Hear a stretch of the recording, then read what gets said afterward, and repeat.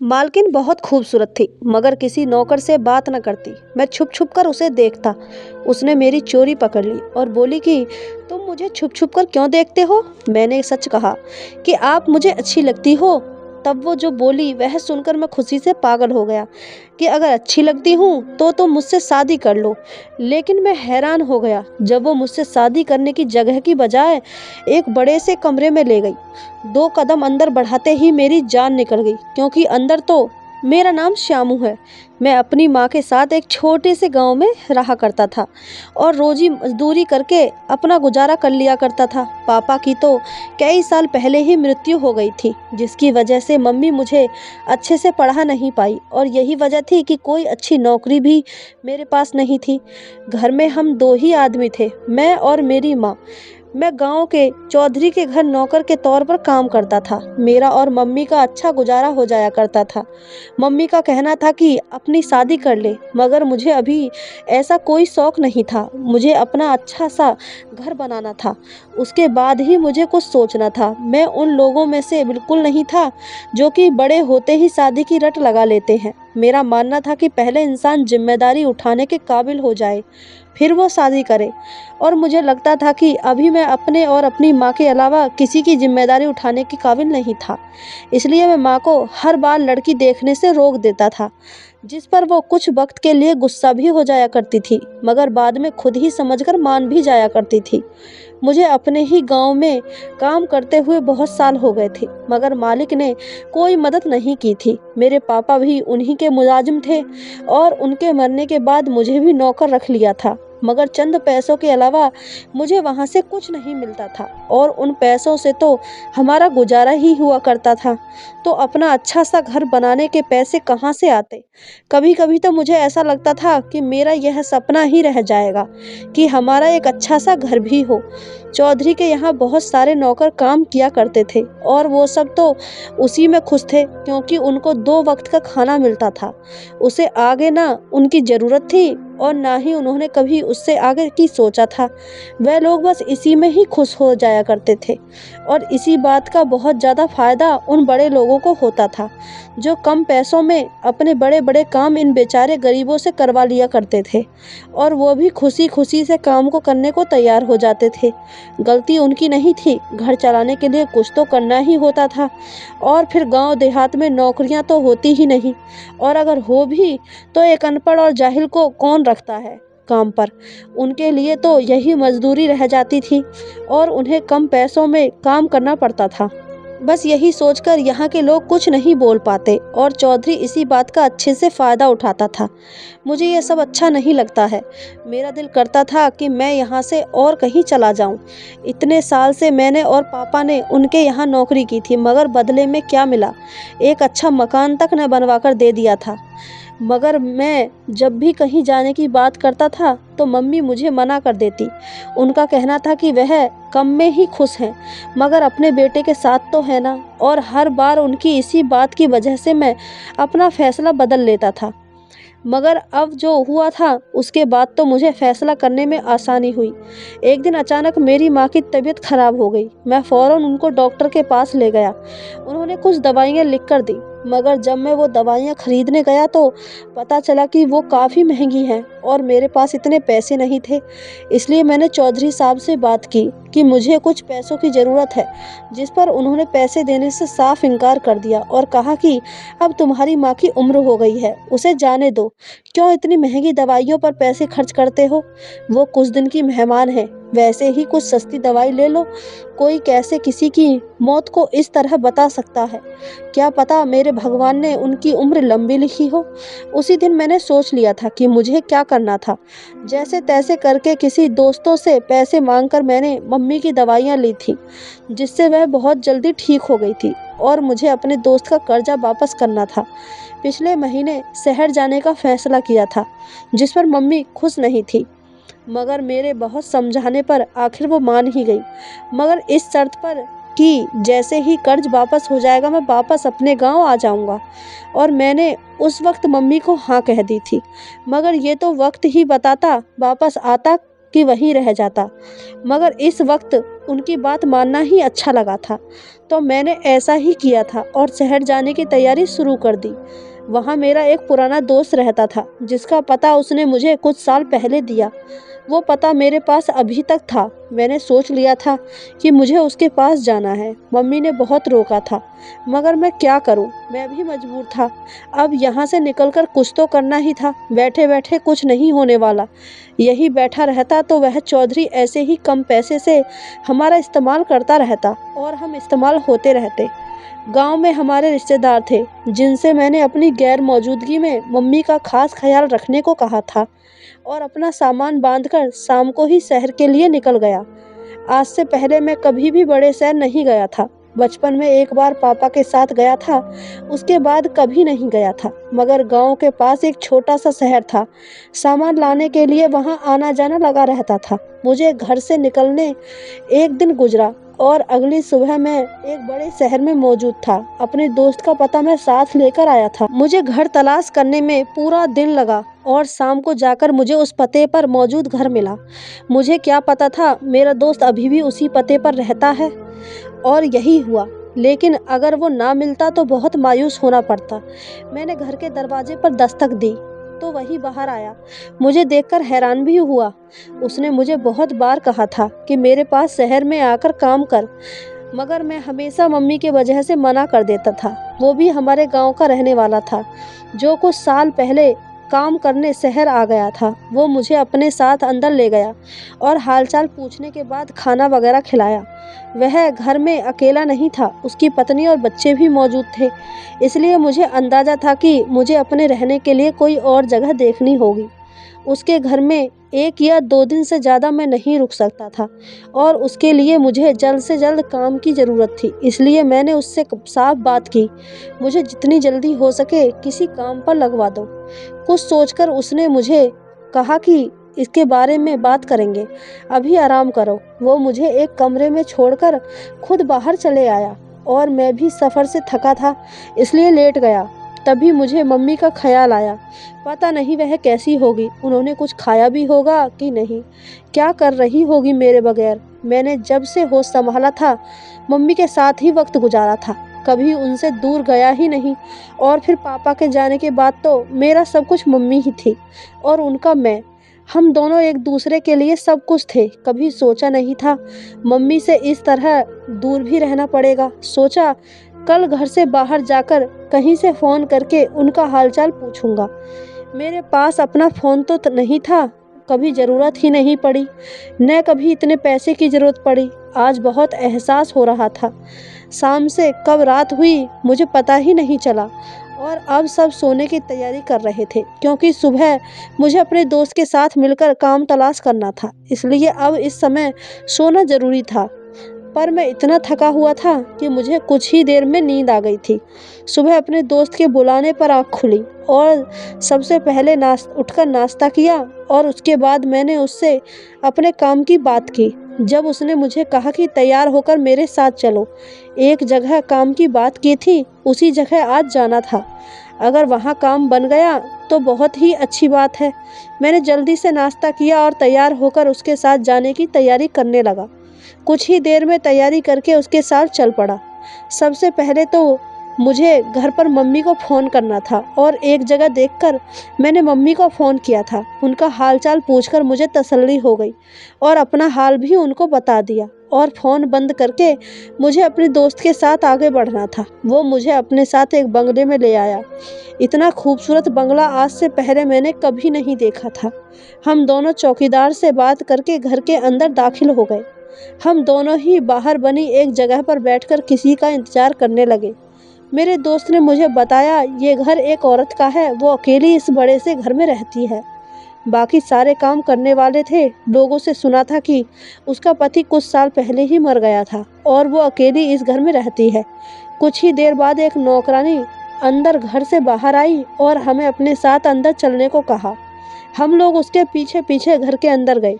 वो घर जितना बाहर से खूबसूरत था उतना ही अंदर से खूबसूरत था। वो नौकरानी हमें एक बड़े से हॉल के बाहर ले आई थी और अंदर जाने को कहा था। अंदर पैर रखते ही मेरी नज़र सामने बैठी एक औरत पर गई। वह बहुत ही खूबसूरत थी। उसे देखकर कोई भी उसे देखता ही रह जाता और उस वक्त यही हाल मेरा भी हुआ था। मैं भी उसे देखकर देखता ही रह गया था। उस मालकिन ने हमें अपने सामने देखकर पूछा कि हम दोनों में से यहाँ काम कौन करेगा, जिसके जवाब में मेरे दोस्त ने फ़ौरन से मेरा नाम ले लिया था। और जबकि उसने कहा कि उसे खुद बात करने दो, क्या ये बोल नहीं सकता?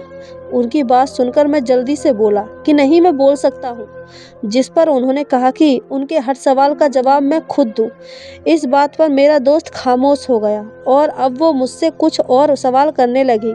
उसने पूछा कि मैं कैसा काम कर सकता हूँ, जिसके जवाब में मैंने कहा कि कोई भी काम वो मुझसे करवा ले, मैं कर लूँगा। तब उसने कहा कि उसे अपने घर में माली की ज़रूरत है। उसका अपना माली कुछ दिन पहले ही मर गया था, इसलिए उसे एक नए माली की ज़रूरत थी। काम आसान था और पैसे भी अच्छे मिल रहे थे। रहने के लिए भी जगह मिल रही थी। मैंने कुछ भी सोचे बगैर उस काम के लिए हाँ कर दिया और अब उसने जाने को कहा था। उसका कहना था कि कल उसके जागने से पहले मैं उसे काम पर नजर आऊं। अब हम दोनों ही उस घर से बाहर की तरफ चल पड़े। मेरे दोस्त का कहना था कि मैं खुशकिस्मत हूँ, इसलिए इतनी जल्दी इतना अच्छा काम मुझे मिला। और उसका कहना था कि मैं आज ही अपना सारा सामान यहाँ ले आऊँ तो मुझे इतनी मुश्किल नहीं होगी। उसकी बात भी सही थी और मैंने ऐसा ही किया।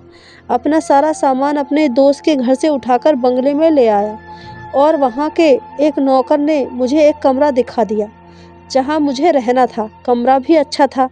मैंने अपना सारा सामान वहाँ सेट कर लिया और अब मुझे कल से अपने काम पर जाना था। मैं खुश था और सुकून से भी था। मुझे खुशी इस बात की थी कि मुझे जल्दी काम मिल गया था। उसकी भी अपनी फैमिली थी, वो भी आखिर कब तक मुझे अपने घर में रख सकता था।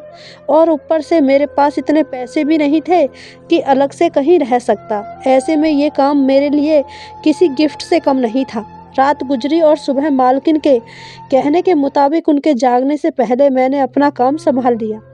घर काफ़ी बड़ा था और फूल पौधों भी काफ़ी ज़्यादा थे, मगर उनकी हालत अच्छी नहीं थी। उसकी वजह ये थी कि उनको कुछ मालूम नहीं था और अब से सब मेरी जिम्मेदारी थी। मुझे इन सब को फिर से हरा भरा और खूबसूरत बनाना था।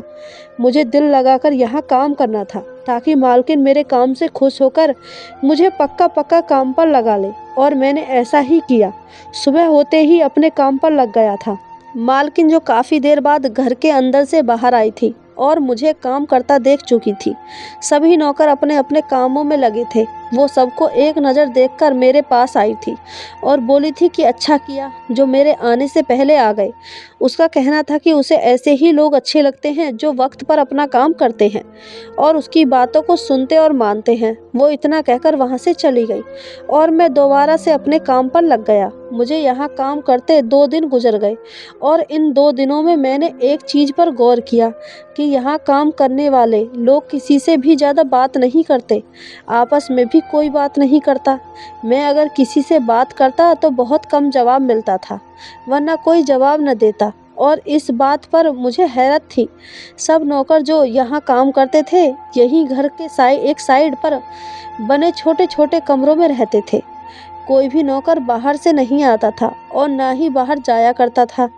सब इधर ही रहते थे। मालकिन भी घर से बाहर कहीं नहीं गई थी, वो भी घर के अंदर ही रहती थी। बस सुबह एक बार बाहर का चक्कर लगाती और आप नौकर को काम करता देखकर वापस चली जाती और फिर शाम को कभी कभार आ जाया करती।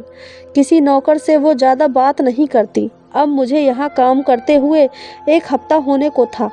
इस 1 हफ्ते में ना तो कोई इस घर में अब बाहर आया था और ना ही घर का कोई इंसान यहाँ नौकर बाहर गया था।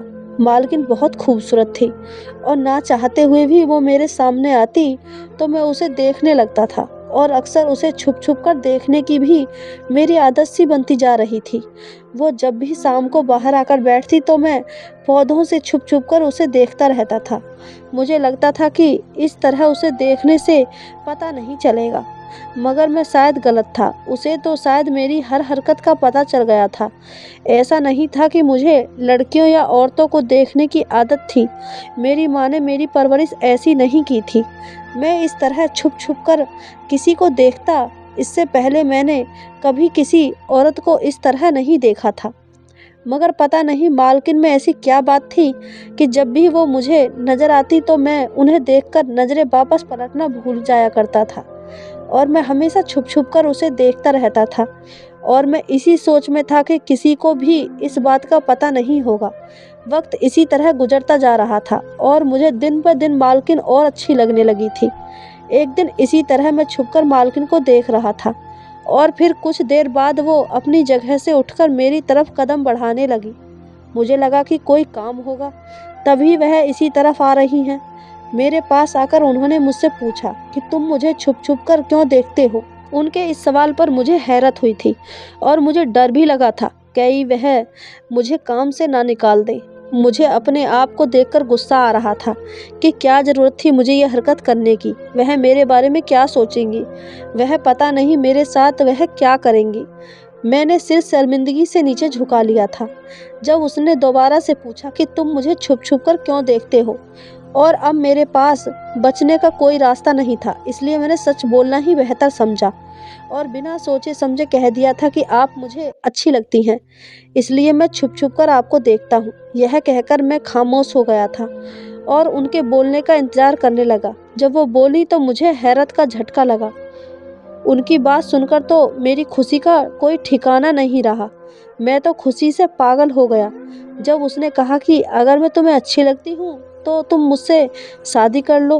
पहले तो मुझे लगा कि वो मुझसे कोई मजाक कर रही हैं, मगर बाद में जब दोबारा उसने यही बात की तो मैंने कुछ भी सोचे बगैर हाँ कर दी और कहा कि मैं उनसे शादी करने को तैयार हूँ। वह जब कहेंगी मैं उनसे शादी कर लूँगा। और मेरी बात पर वह मुस्कुराकर हाँ में सर हिलाकर वापस अंदर की तरफ चल पड़ी। और मुझे तो अभी तक इस बात का यकीन ही नहीं हो रहा था कि ऐसा भी हो सकता है। मैंने इस बात को मम्मी से पूछने की हिम्मत न की। मैंने सोचा अगर उन्होंने मना कर दिया तो मैं क्या करूँगा। सोचा जब शादी हो जाएगी तो मम्मी को बता दूँगा, वो कुछ नहीं कहेंगी, मान जाएंगी। मुझे इस बात का तो पूरा यकीन था और अब मैं पूरे सुकून में था। आधी रात को तो मुझे खुशी से नींद नहीं आ रही थी। मुझे अपनी किस्मत पर यकीन नहीं हो रहा था। सब कुछ एक सपने ही तो लग रहा था। कहाँ मैं एक गरीब सा लड़का था और कहाँ वो इतने संपत्ति की मालिक और एक खूबसूरत औरत। उससे तो कोई भी शादी कर लेता, तो फिर वो मुझसे क्यों शादी कर रही थी। इस बात का मुझे सोचना चाहिए था, मगर मैंने इस बारे में कुछ न सोचा और अपने आप को हालात के सुपुर्द कर दिया।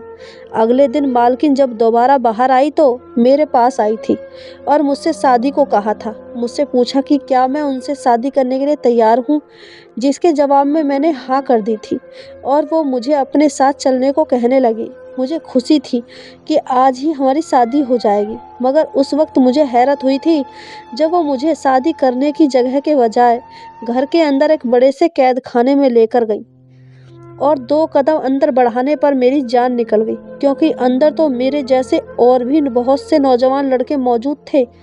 कैद खाने में हल्की रोशनी भी, ज़्यादा अंधेरा ही था। मुझे समझ नहीं आ रहा था कि वो सब के सब जिंदा हैं या मुर्दा, और वो मुझे यहाँ क्यों लेकर आई थी। मैंने हिम्मत करके पीछे मुड़कर उसे देखा और उससे पूछा था कि तुम मुझसे शादी करने वाली थी, तो फिर वो मुझे यहाँ क्यों लेकर आई थी। जिसके जवाब में वो खामोश थी और मुझे इंतज़ार करने को कहकर वापस पलट गई थी, जबकि मुझे वहीं छोड़ दिया था। मुझे ऐसा लग रहा था कि जैसे मैंने कोई बहुत बड़ी गलती कर दी। फिर लगा क्या पता वो कोई मेरा इम्तिहान ले रही होगी। शादी से पहले क्या पता वो मुझे आजमाना चाहती हो। यही सोचकर मैं खामोशी से एक कोने में जाकर बैठ गया और अपने साथ होने वाली अगली कार्रवाई का इंतज़ार करने लगा। इसके अलावा मेरे पास कोई रास्ता भी तो नहीं था। मुझे यहाँ बैठे हुए एक रात गुजर गई और सुबह एक नौकर आकर मुझे खाना दे गया। वो जब जाने लगा तो मैंने उससे पूछा था कि मालकिन कहाँ है, जिसके जवाब में वो खामोश रहा और कोई भी जवाब दिए बगैर ही वहाँ से जा चुके थे। मैं कल से भूखा था और इसलिए जल्दी से खाने की ट्रे को उठाकर खाना खाने बैठ गया। जो भी था, अब खाना तो नहीं छोड़ सकता और वैसे भी खाना खाने से कौन सा मसला हल होने जा रहा था। यह सोचकर खाना तो खा लिया और अब फिर से बैठ गया वहाँ मौजूद बाकी लड़के भी खामोशी से एक कोने में बैठे थे। सभी दूल्हे के कपड़े में थे, जैसे उनको उनकी शादी से उठाकर लाया गया हो। मुझे अब उनकी इस बात का कुछ समझ नहीं आया। अब तो मुझे इन सारे हालात से डर महसूस होने लगा। दिल चाहता था जल्द से जल्द यहाँ से दूर भाग जाऊँ। मुझे कितने दिन यहाँ आए हुए गुजर गए, कुछ पता नहीं था। बस सुबह शाम का एक नौकर आकर खाना दे जाता था और मैं खा लेता। मालकिन तो उस दिन के बाद दोबारा कभी नहीं आई। मैंने इस पूरे कैद खाने में देख लिया था, मगर कहीं पर भी यहाँ से बाहर निकलने का कोई रास्ता नहीं था। आज सुबह जब नौकर खाना देने आया तो साथ में मालकिन भी आई थी। उसे देखकर दिल में एक उम्मीद की किरण जाग उठी कि शायद अब मेरा इम्तिहान ख़त्म हो गया, अब मुझे रिहाई मिल जाएगी। नौकर खाना रखकर चला गया। अब मालकिन मेरे सामने आकर खड़ी हुई और मुझसे कहने लगी, आज रात को उसका और मेरा विवाह होने वाला है और यही बात बताने के लिए वो आई थी। उसका कहना था कि शाम को मुझे यहाँ से बाहर ले जाएंगी। मैंने सुकून की सांस ली, मगर एक सवाल जो कब से मेरे दिमाग में था वो मैंने पूछ लिया कि उन्होंने मुझे इतने दिन यहाँ क्यों रखा था, और ये जो दूसरे लड़के थे ये कौन थे, इस सब के पीछे क्या कहानी है। मालकिन वापस जाने को पलटी ही थी, मगर मेरी बात सुनकर रुकी और मुझे देखने लगी।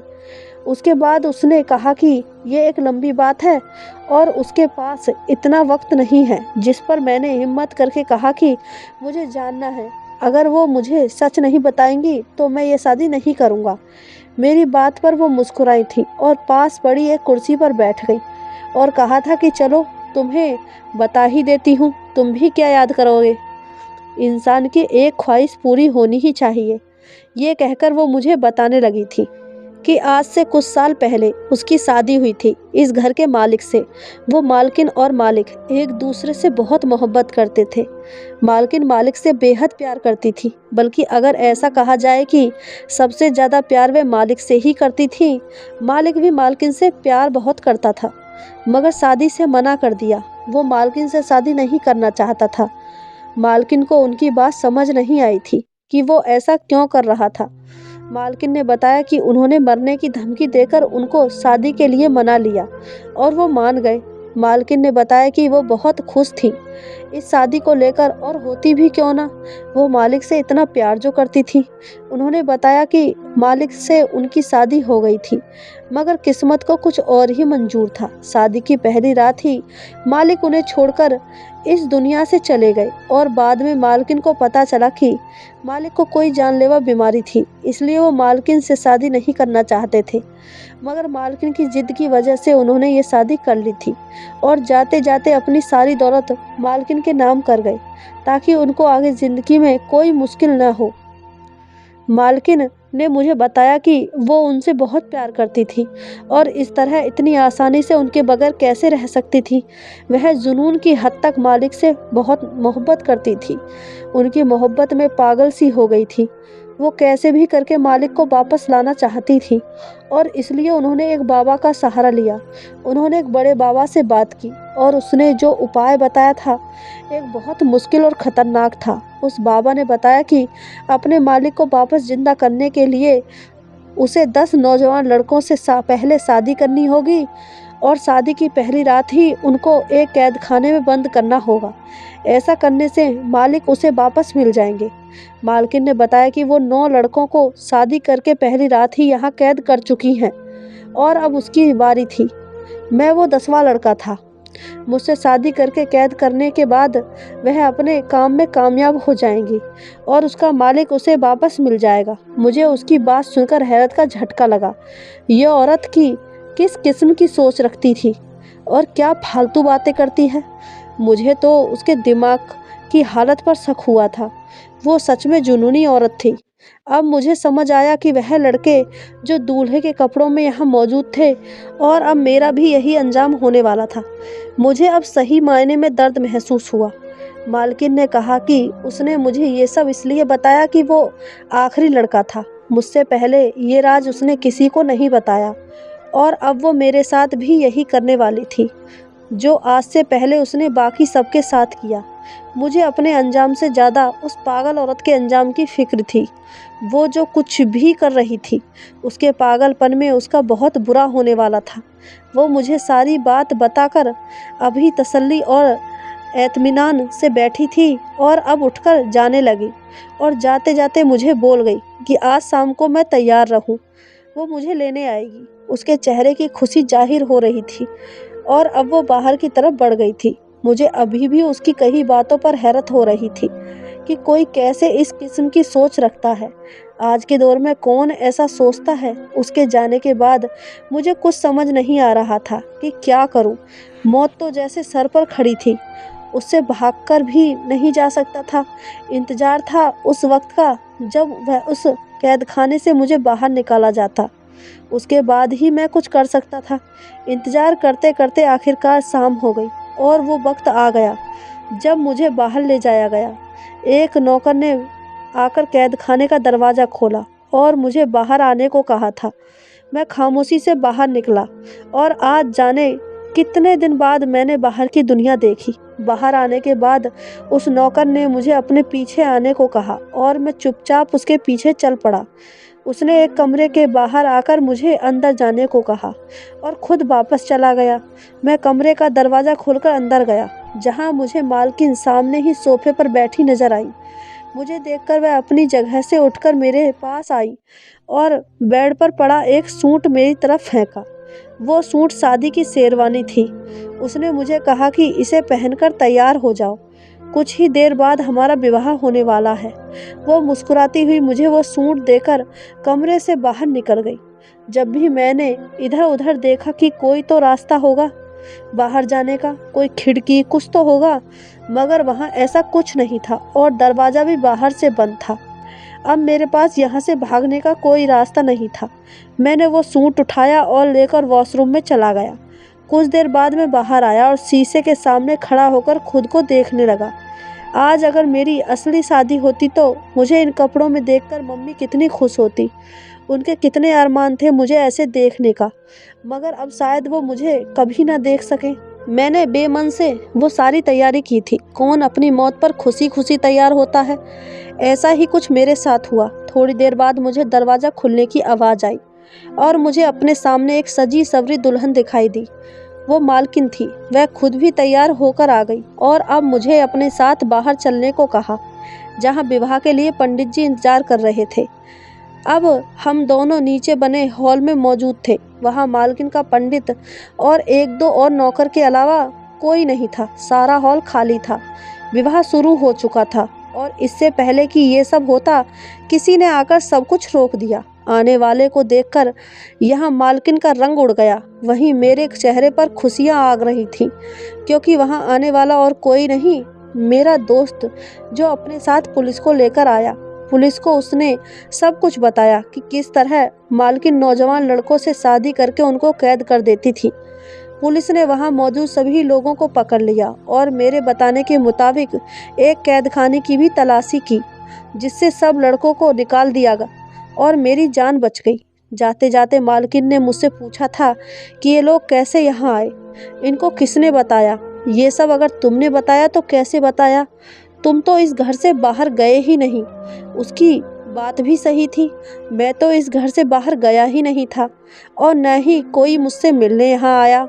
तो फिर ऐसा कैसे हुआ? जिस पर मैंने बताया कि जब से मैं पहले दिन यहाँ काम पर आया, उसी वक्त रास्ते में जब मैंने मम्मी से बात की, उसी वक्त मेरे दोस्त को पता चला कि मेरे पास फ़ोन नहीं है। उसके पास 2 फ़ोन थे, जिसमें से एक उसने मुझे दिया और वही फ़ोन उस वक्त भी मेरे पास था जिस वक्त मालकिन ने मुझे इस कैद खाने में बंद किया। उस वक्त मैं किसी को फ़ोन नहीं कर सकता था, क्योंकि उस वक्त कोई भी आता तो कोई फ़ायदा ना होता। हम लोग तो होते कैद खाने में, पूरा घर तो खाली था। मालकिन कह देती कि यहाँ तो कोई भी नहीं है। इसलिए उस वक्त मैं खामोश हो गया और सही वक्त का इंतज़ार करने लगा। और जब मालकिन ने मुझे वहाँ से बाहर निकालकर शादी को कहा, तो मुझे लगा यही सही वक्त था जब मालकिन की असलियत सबके सामने लाई जा सकती थी। इसलिए मैंने अपने दोस्त को फ़ोन करके यहाँ आने को कहा और अपने साथ पुलिस भी लाने को कहा, और उसने ऐसा ही किया, जिससे वह पकड़ी गई। उसने मासूम लोगों की जान ली थी, जिसके रूप में उसे सज़ा भी हो गई थी और ये भी पता चला कि वो एक नॉर्मल औरत नहीं थी, अपनी मोहब्बत को पाने के जुनून में मरीज बन गई थी। उसकी सज़ा के साथ-साथ उसका इलाज भी चल रहा था और मुझे उसको पकड़वाने के लिए इनाम दिया गया, जिस पैसे से मैंने यहाँ अपना एक छोटा-सा काम शुरू कर दिया और गाँव जाकर माँ को भी अपने साथ ले आया। अब मम्मी का भी एक अच्छे से अस्पताल में इलाज हो रहा था और ज़िंदगी सुकून से गुजर रही थी। काम अपना था, किसी की नौकरी भी नहीं करनी थी और वैसे भी अच्छे कमा लेता था। कहते हैं कोई भी चीज़ जब हद से बढ़ जाती है तो वह नुकसान देती है, चाहे वो मोहब्बत हो या नफ़रत। अपनी ज़िंदगी में हर जज्बे को एक हद तक मौजूद रखें। अगर किसी चीज़ से तुम्हें आपत्ति है तो उसको भी ख़त्म कर सकते हैं। मोहब्बत करना पाप नहीं होता, गलत कहते हैं। हर चीज़ हर काम से कुछ उसूल होते हैं, इसी तरह मोहब्बत में भी कुछ उसूल होते हैं। अगर उनको पार किया जाए तो इंसान नुकसान उठाता है। किसी अपने का दूर हो जाना किसी मुसीबत से कम नहीं, मगर उस पर सब्र करना सीख लेना चाहिए। हमारा दिल हमें क्या सिखाता है कि जो लोग हमसे जुदा होते हैं वो दोबारा लौटकर नहीं आते हैं। तो दोस्तों, ये थी हमारी आज की कहानी। आपको कहानी कैसी लगी हमें कमेंट करके ज़रूर बताएं। कहानी अच्छी लगी हो तो चैनल को सब्सक्राइब, वीडियो को एक लाइक ज़रूर करें। धन्यवाद दोस्तों।